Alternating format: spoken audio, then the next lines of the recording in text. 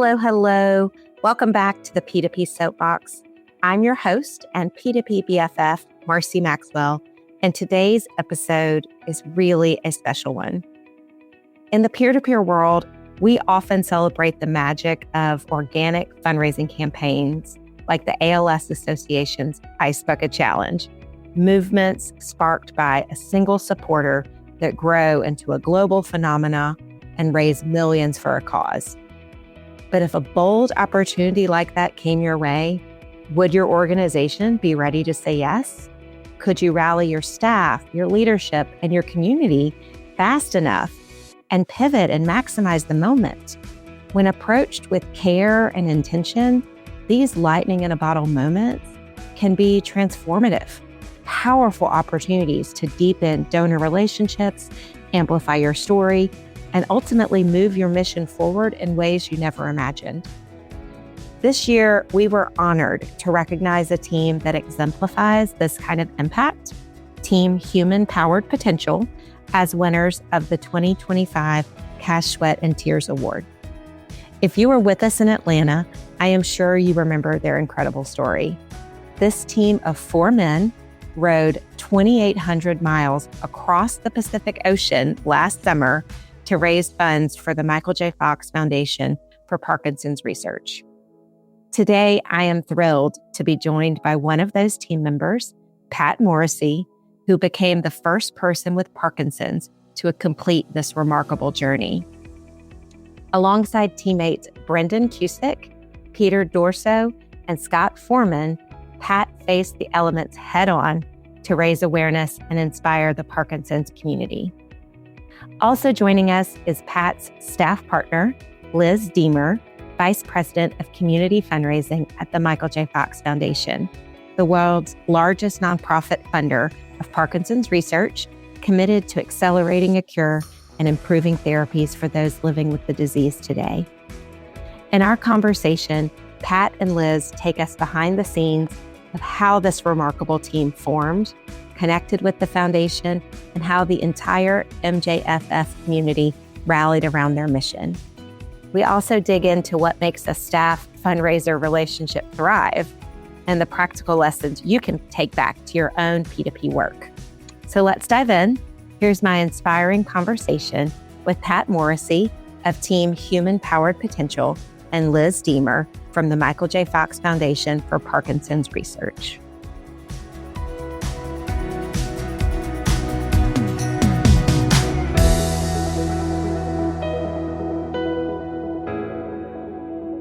Pat and Liz, welcome to the P2P Soap Box. We're so happy to have you join us. Thank you, Marcie. It's great to be here. Yes. Excited for this conversation. Yes, absolutely. So, Pat, I want to start with you. I know I shared that you and your team were honored as our Cash, Sweat, and Tears Awards winner for 2025. I would love just to start with a little bit about your personal journey that led you kind of on both this fundraising journey and literally an epic journey across the Pacific from the California coast. Well, great. Thank you for the question and having me here. So my name is Pat Morrissey, and I'm 54 years old.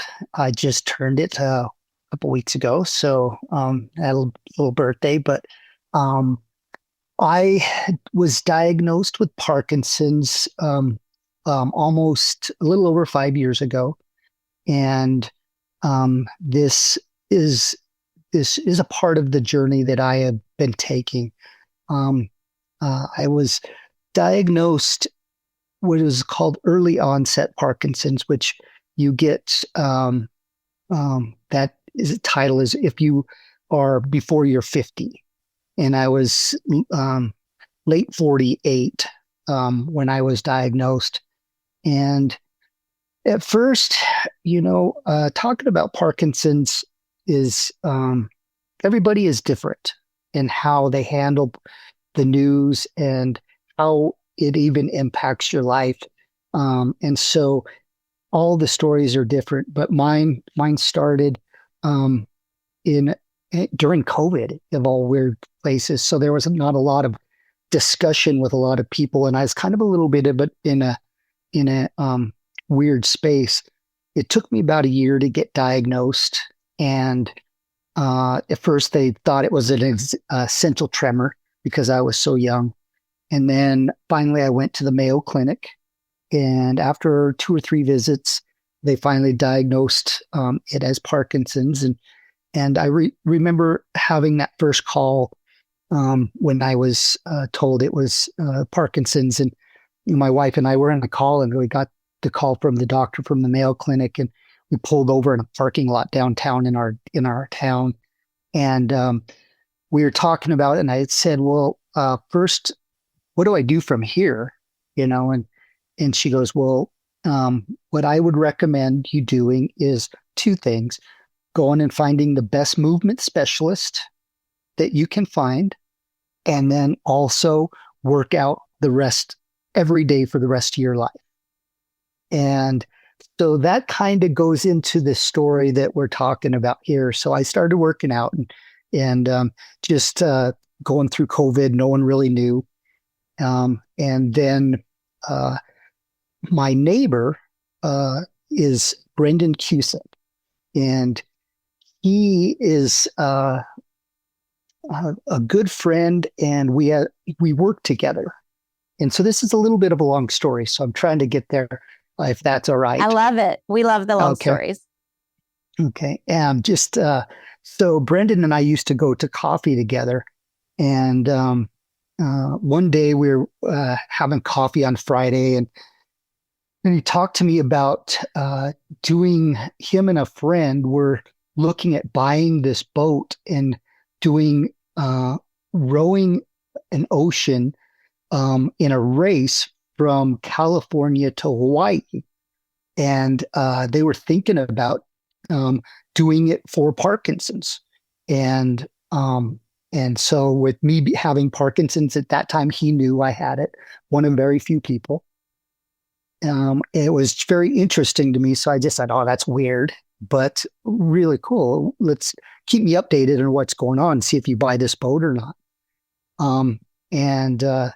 So goes a little bit further, and they end up buying, him and a friend, Scott Forman, one of the other rowmates, bought this boat. And during that process of buying the boat, they were able to, through a mutual friend and also a sponsor, be able to get in connection with the Michael J. Fox Foundation for fundraising for the foundation. And so the foundation was involved in this boat race, and Liz was involved in this boat race before I was involved in this boat race. I was just kind of on the outside, and Brendan asked me just to be a spokesperson. So they did pick up a third person, Peter, and Peter was another friend of Scott's. They went to residency together, Peter Durso. And so they had 3 people, and they were looking for a 4th. And I was talking. While they were doing that, they started training. And I'll let Liz talk a little bit about this, because I think if I'm correct, Liz rowed on the boat before I did. Sadly, this is true. I'm just glad I didn't get recruited to go across the ocean. I kept your seat warm, Pat, but that seat was meant for you. We all know that. Yeah. Liz and the team started to put this together. And what it is a race 2,800 miles from California to Hawaii, where it's really from Monterey to Kauai. And it happened last summer. And through a little bit of time, they were working. I finally decided to call Brendan after a couple months of being a spokesperson and asking, hey, you guys haven't found a 4th person. What about me doing this? And they were jumped right in. And that's the beginning of the story, with myself having Parkinson's and rowing across the ocean with my great friends and the Michael J. Fox Foundation. I do want to add one last comment, that one of the reasons I did want to do this is because the Michael J. Fox Foundation was involved, and I wanted to be involved with their organization. And I was searching for something or someone to be able to understand Parkinson's better and be in the forefront of Parkinson's research. And that is what they do, and they do it so well. And it's just been a great partnership for me, and hopefully for them. So that's the beginning of the story of rowing a boat from Hawaii, or from California to Hawaii. Wow. I love this. So Liz, let's hear your side of the story. So tell us about not only your role, Michael J. Fox Foundation, but how you first got introduced, how you started keeping that seat warm with the Human Powered Potential team, and how you met Pat. Yeah, absolutely. It's funny to hear this in reverse, because it just makes you realize how sometimes these things are meant to be, and these incredible epic voyages come together in a really organic and natural way. But to rewind a little bit, so my name is Liz Deemer. I have the privilege of serving as Vice President of Community Fundraising at the Michael J. Fox Foundation. And what that means is that I get to support a team of incredible peer-to-peer fundraisers at MJFF who are solely dedicated to supporting all of the unique, creative, ambitious fundraising campaigns and events that come into our world. So folks come to us and say, hey, I have an idea. I'd like to raise money for the Michael J. Fox Foundation. They join our community fundraising program called Team Fox. And what's really unique about this program is that our board has actually underwritten this program so that 100% of every penny raised through Team Fox goes directly to the high impact research programs that are funded by the Fox Foundation. And that really resonates with our community. You know, we've got patients, people living with Parkinson's, their families, their caregivers, their community who want to do something, who want to play a role in helping to expedite and speed a cure and better treatments for those living with Parkinson's. And knowing that every single effort that they're putting in is having a direct impact on that shared mission is really, really exciting and resonates with them.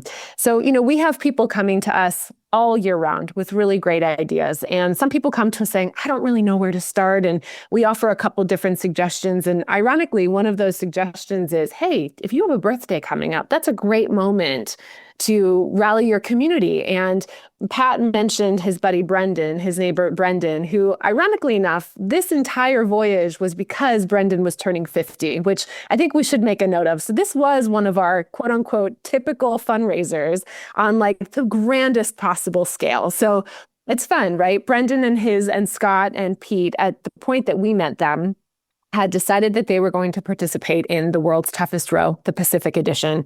And they had reached out to a couple of folks within their network to find some financial support and some sponsorship to help to fund this epic voyage. As you can imagine, there's a lot of logistics involved. And one of those donors had suggested, hey, are you planning on doing this in support of a charity? Because if you are, I'd like to nominate the Michael J. Fox Foundation.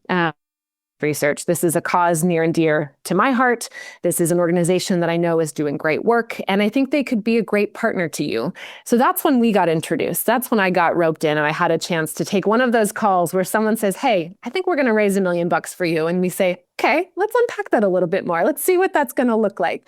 And for those peer-to-peer fundraisers listening in on that podcast, I'm sure you've gotten one of those phone calls where someone has a bold, audacious goal and an idea, and your ears perk up and you say, okay, let's see what we can do with this. And this was one of those moments that really just kept on rolling forward. I should say rowing forward and forward. And we were able to really hit some incredible targets together. But we got looped in with the Team Human Powered Potential. I think it was in 2024, January of 2024. So they had a long roadmap before, or sorry, it was 2023. Let me rewind that. We first got roped in with Team Human Powered Potential in January of 2023, and their plans to depart on the world's toughest row were not until the following June. So they had a really long runway to think about what this fundraising campaign was going to be, how they were going to physically prepare, the training involved, and Pat can speak to all of those logistics much more clearly than I can.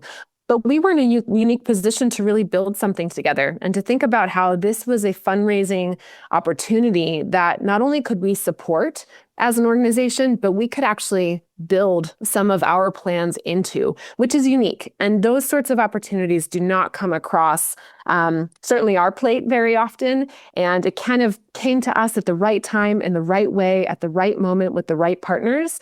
And from there, everything just kind of lined up perfectly, and we were able to execute something really unbelievable. So I'll let you tee us up, Morrissey, as we get into the details of what that looked like. Yeah. So, I mean, truly was unbelievable. We've had some really amazing success stories with some of our Cash, Sweat, and Tears awards winners in the past. And obviously the industry is raising, over $1 billion. But this specific campaign was really one of the largest fundraising success stories we've seen or heard in recent years. It got an audible gasp at our conference. So can you share a little bit about not only how much you raised, but kind of what were those strategies behind your success? Absolutely. Pat, I'm going to give you the honor of sharing what those numbers were, and then I'm happy to dive into the details.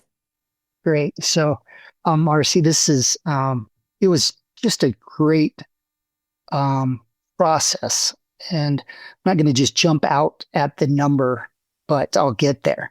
So at first, Liz was talking about when we were able to get a sponsor, that sponsor asked that he would like us to make $1.2 million. And so when we started this, we were all like, oh my gosh, how are we going to do this? You get 4 rowers here. We don't do this. And we had no idea how to get to 1.2. And we did a dinner and a golf tournament, and we were raising a little bit, and we did really well on that. But really quickly, we found out that this was going to be pretty big. And we were able to hit that 1.2 million relatively quickly.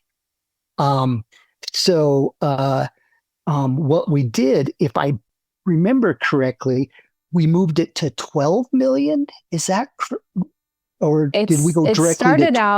I remember we started out because we were thinking, how do you put a target on something so ambitious? 2,800 miles rowed across an ocean. And fundraisers know if you can play some kind of games with the numbers involved. We said 2,800 miles. Okay, how about 2.8 million? There's a nice little way to bring those numbers together. So that was initially our target. And very quickly, we realized that I think we had the opportunity to go bigger. And one of the biggest reasons was there was a very generous donor who provided some great incentive, not just for the Team Human Power Potential and for the Fox Foundation, but for our community by offering a 3-to-1 match for all donations contributed. And so that means that every dollar was quadrupled. And he helped us really set some ambitious targets. And that number, 2.8 million, very quickly we realized needed to be a little bit higher. So we said, okay, are we going to jump from 2.8 to 28 million? Because that's a really big jump. But we did.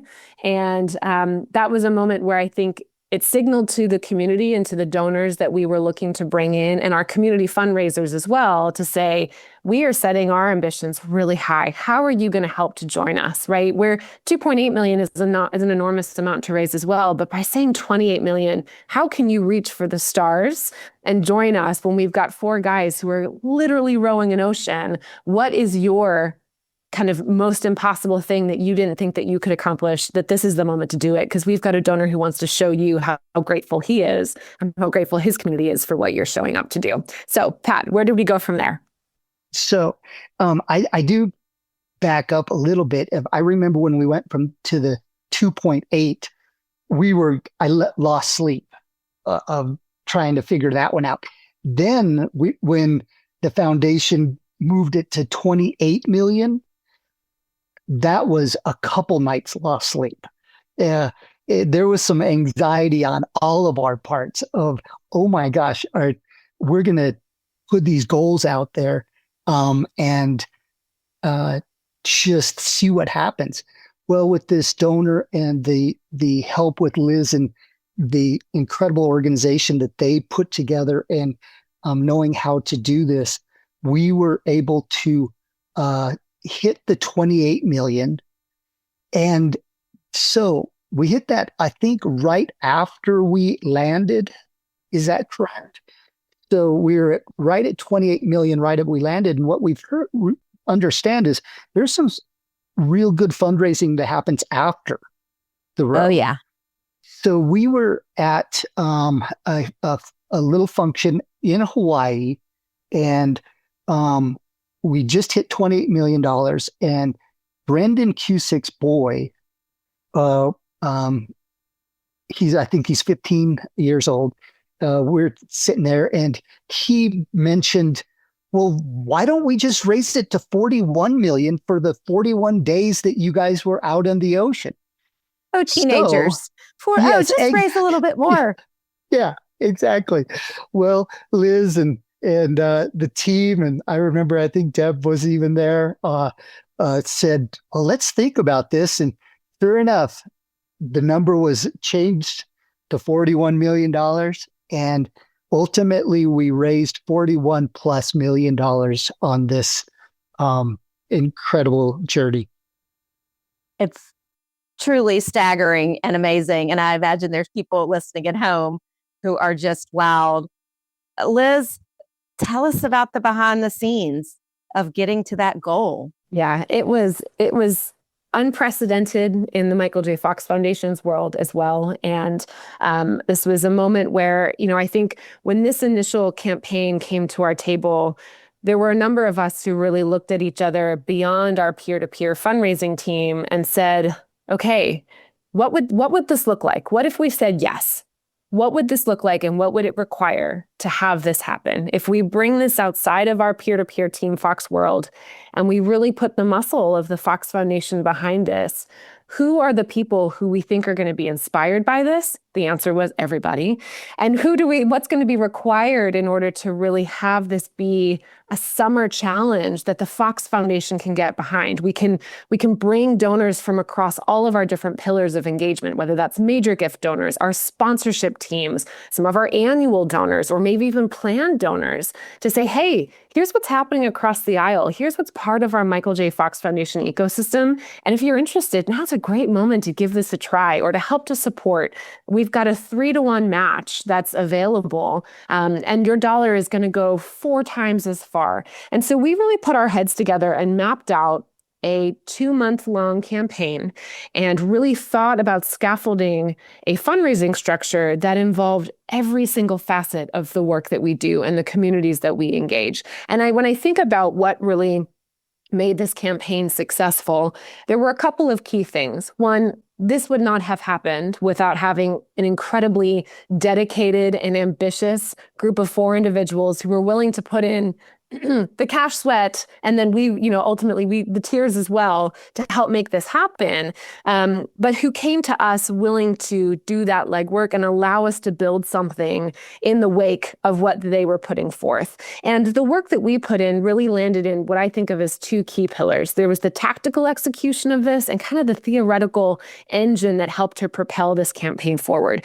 And from a tactical perspective, right, we've mentioned the match. That undoubtedly was an enormous incentive for a lot of people to get involved. But we put a lot of work into thinking about, okay, who were the key prospects? Who is the audience that we're looking to engage with this? And how can we make sure that we have unique messaging that's going to resonate with each of those audiences in a very segmented way, right? Going out to our peer-to-peer champions and saying, this is the moment, grab your cowbells. It's time to get a team, get your family, and think about how you want to join our summer challenge. Find an athletic endeavor that you can commit to for 30 days, or set an ambitious goal and fundraise alongside Team Human Power Potential. They'll row the ocean, but what does that mean for you and your community? Can you commit to running a mile every day for 30 days? Can you commit to getting a team together and cycling around a local park? What does that look like? And we really had some people rise to the occasion and create something really custom that was inspired by what these 4 guys were doing. So our peer-to-peer champions, we knew were going to be ready to go. But how could we create some segmented communications that activated all those other folks? Our board of directors, we have a leadership council, we have a patient council, we've got, all different segments of donors. And what was the communications plan that was going to go out to them? How could we lean on the storytelling that we knew was really going to bring people into the fold? Pat can talk more about this, but the team, in addition to rowing the ocean, were doing an excellent job capturing what that experience was like and beaming back some photos and some videos in real time so that we could think about helping to bring people into that world, to take something that was so, I don't want to say abstract, but so enormous to the average everyday person and make them feel like they were in that boat and have them even more inspired to then jump in. So that storytelling was a really key component of that kind of theoretical piece. And the urgency, I think, that we helped to create was another thing. Urgency around the time is now. These guys are now halfway to Hawaii.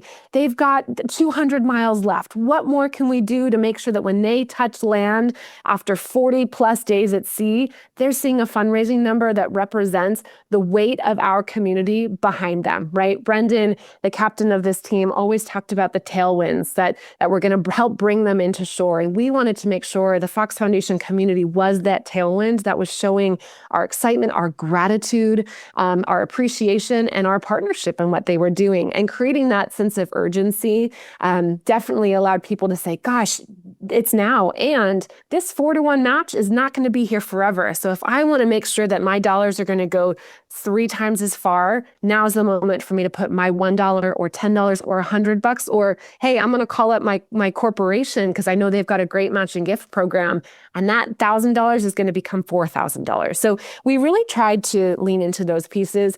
And the last thing that I will say, and this harkens back to something Pat said, and I'm so appreciative that he felt this way. The Michael J. Fox Foundation has always prided itself on leading with transparency.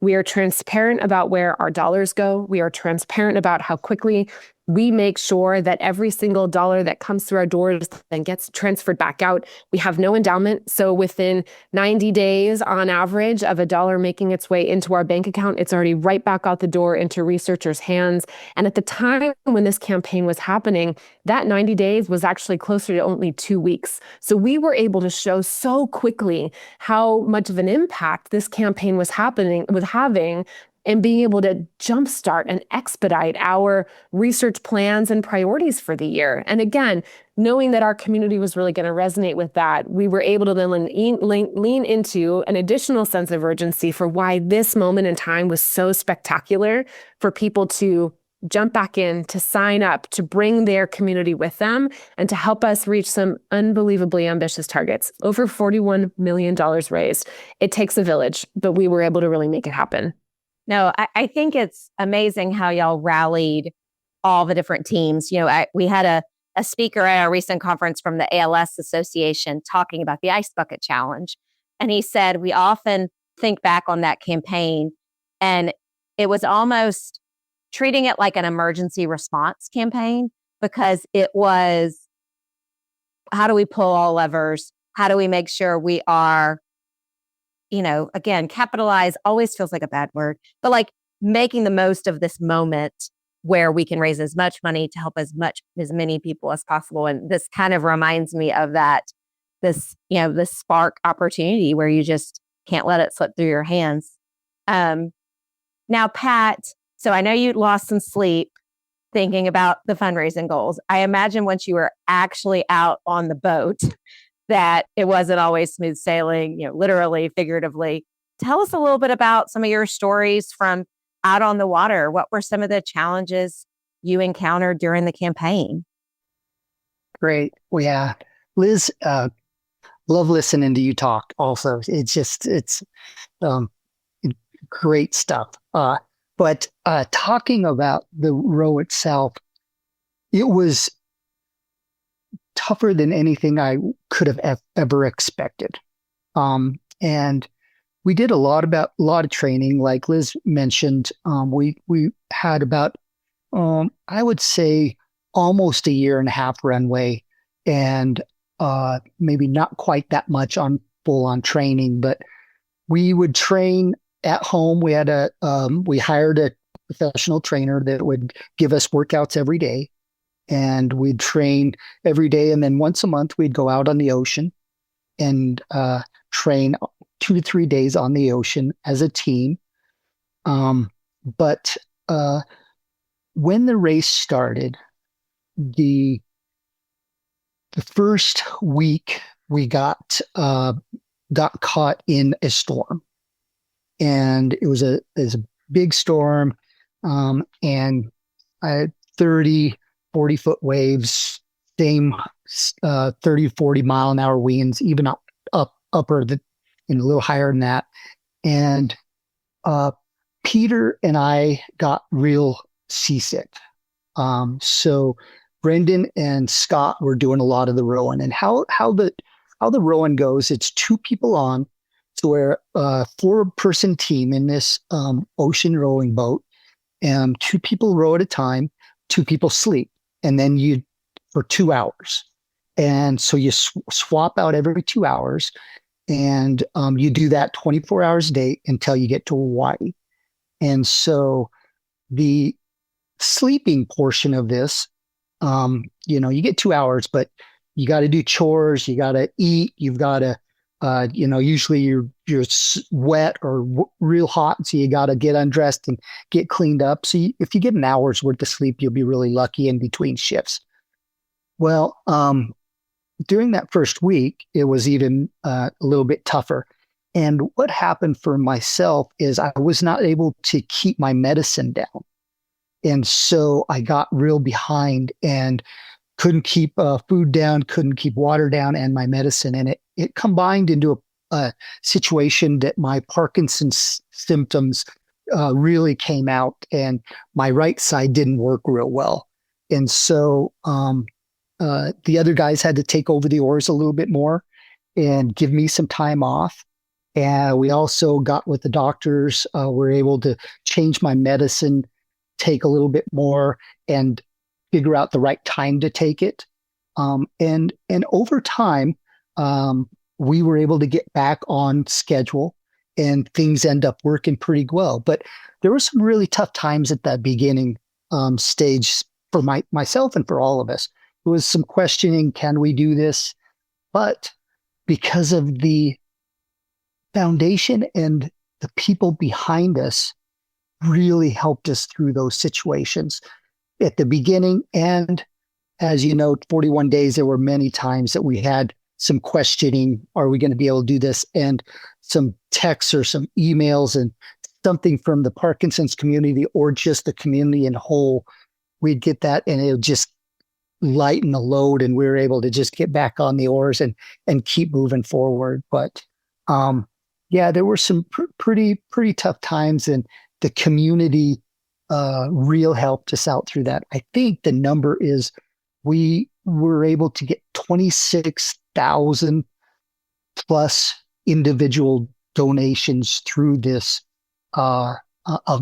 campaign, which is as good to me as the number itself, because that means we brought awareness to that many more people, or that just combines, and that sometimes is better than the money itself. Yeah, that is one of the things I think all of us who work in peer-to-peer fundraising know, that the donors it brings, the awareness it brings, is sometimes equal to, if not greater than, the immediate dollars that are raised. It's what makes us the best kind of fundraising that's out there. So I love hearing that, and I think what those 26,000 donors can do for MJFF in the future is a gift as important as that 3-to-1 match or as your fundraising dollars. So Liz, I know you kind of shared a little bit about how this came to you, but when an opportunity, a fundraising story like this comes up, it can be a little overwhelming at first. How did this kind of play into kind of your bigger peer-to-peer strategy as an organization? Yeah, I think I come back to this notion around, and I'm so glad you brought up the Ice Bucket Challenge, which continues to be the hallmark of peer-to-peer fundraising forever.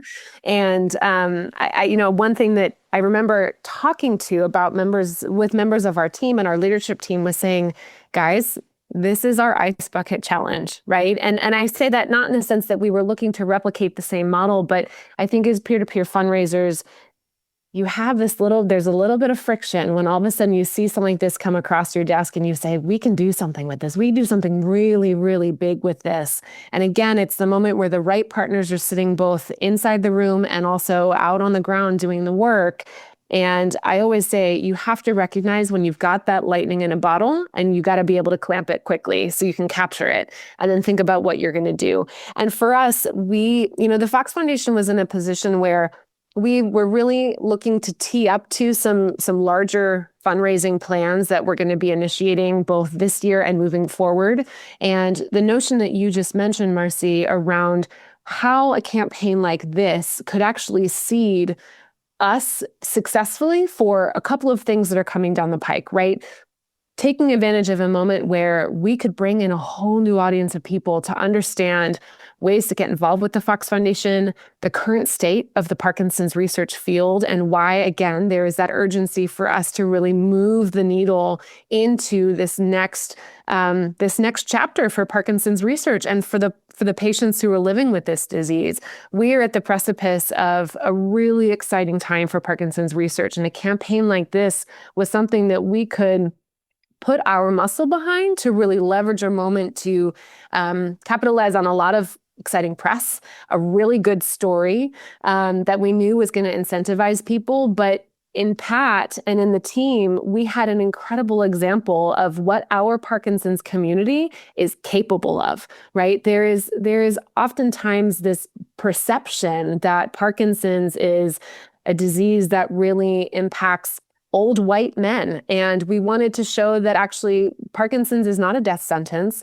This is an opportunity for people to take a hold of a diagnosis that is not something anybody ever wants to receive, but they can live well with it. They can achieve unimaginable things. And the foundation is here to support them in whatever step of that journey they are currently at, whether they are ready to share that they have a diagnosis, whether they're ready to take action, whether they want to support others. It was a moment for us to really, I think, showcase the full breadth of how and where we are intertwined in the Parkinson's community, and to bring others in at a moment where we're looking to then bring them along into another really exciting chapter of hopefully what we hope to achieve on behalf of the PD community. So it was really one of those right moment, right time, right people, right project. And we were lucky to have a leadership team that was ready to say, okay, green light, let's go. Let's see what we can do. So Pat, you got to join us at our recent conference, and the attendees there, you got to meet some of them, and our listeners at home, they're primarily people like Liz, those who work in development roles at nonprofits all over. What advice would you have for those professionals who have an opportunity like this, to support a fundraiser like you? And this is really to both of you. What advice would you have to them? I always say this at events, and I may have mentioned it when I was at the P2P conferences. If you put yourself around the right people, you can accomplish anything. And Liz and her team were the right people, and the foundation was the right people. And I really believe that in the Parkinson's community that I put myself around are the right people. My teammates were the right people. And I just really believe that is a good start. Liz can talk about the details of the raising the money, but that's how I felt. I could really, truly trust if it was on the boat with the guys, the decisions they made for me, for us, were right on every time. When we talked with Liz on how we were scheduling out this plan, she nailed it every single time. And that is what it takes. It takes a team. You don't have to row an ocean. You can do a 5K, but do something. Keep moving. Yeah, and I'll just tag on to that. I think, from a fundraising perspective, I would challenge and encourage others to go through the thought exercise of saying, are we being bold enough? And if we were to be as bold as we can be, what would the roadmap be for us to get there? What's required? Just go through the thought exercise. And it may be that ultimately it's not the right time, not the right moment. Maybe there's another path forward. But going through the thought exercise and challenging yourself to not be limited by perhaps what has been, it's amazing where you'll land. And I will say that, as we were really mapping out the plan for what this campaign could look like, we came in very early on with some thoughts around what the peer-to-peer piece would look like. And we pivoted pretty drastically from that original roadmap. And I think that's also really healthy too. So the other piece of advice I would say and encourage people to remember is be prepared to pivot from your own assumptions. Test your own assumptions and bring in external perspectives to give you honest feedback to test those assumptions. Because what you may think as an organizational fundraiser is going to work really well may not resonate with the community that you're actually then going to ask to do that thing. And so it was a really interesting learning experience also for me. I've been at the Fox Foundation for over a decade. It'll be 12 years in May. And so even some of my assumptions were incorrect. And that was kind of fun because this was a campaign that was living and breathing and evolving as it was going. And that happened all the way up to the end of the year, 6 months after these guys had even touched land back in Hawaii, right? This was something that continued to evolve. And that was really fun. And I think one of the things that I heard you say that I think is so critical is you didn't just keep this to the peer-to-peer team.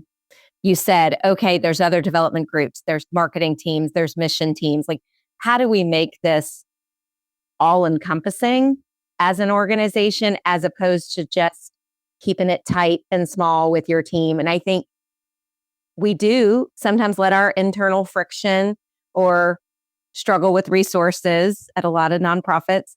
We don't make the most of an opportunity like this and turn to everybody and say, not only what does this mean for peer-to-peer, what could this do from a marketing standpoint? What could this do from a mission awareness standpoint, an audience standpoint? And so I think that's one of the things I heard you say that I would encourage other people to think about when these opportunities, come about. I think we all hope to get this glorious phone call one day that someone wants to do this for us and not let it be stressed out. I think we could keep talking for hours, but if I know there's still a lot of great work that the Michael J. Fox Foundation is doing, Liz, where can people learn about not only your great work? Are there ways they can still get involved with Pat and his team? Yeah, absolutely. We would welcome anyone interested in learning more about the Fox Foundation or ways to get involved with the Team Fox fundraiser of their own. They can join us online at michaeljfox.org. There's lots of great updates around what's happening within our research pipeline and examples of other Team Fox members doing their own uniquely ambitious and incredible things as well, although no one has signed up to row another ocean just yet. So if this is interesting you, I'm sure Pat would love to connect you. And Pat, what's on the horizon for you guys? Yeah, so great. So you can follow us on, we are humanpoweredpotential.org. Also, we are on Facebook and also Instagram at the same Human Powered Potential. And moving forward, we're trying to continue and understand the Human Powered Potential brand and create audacious campaigns, similar but different to what we were able to do in the future with the Michael J. Fox Foundation and Parkinson's people involved in all of those events. So stay tuned. We have things on the horizon, and there's a couple things that are going to be coming up soon. So he's going to keep us waiting.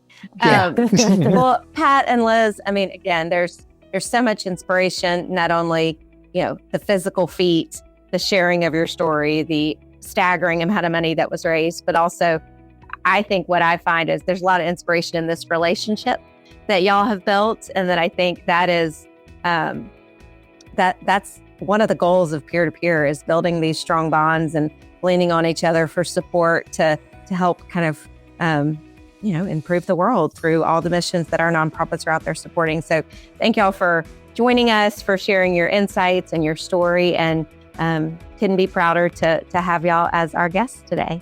Thanks, Marcie. Thank you so much, Marcie. This has been great. Appreciate the time. The P2P Soap Box is produced in partnership with True Story FM. Engineering by Pete Wright. Music this week is by Subutan. If your podcast app allows ratings and reviews, we hope you consider doing just that for our show. But the best thing you can do to support the P2P Soap Box is simply to share the show with a friend or colleague. Thank you for listening.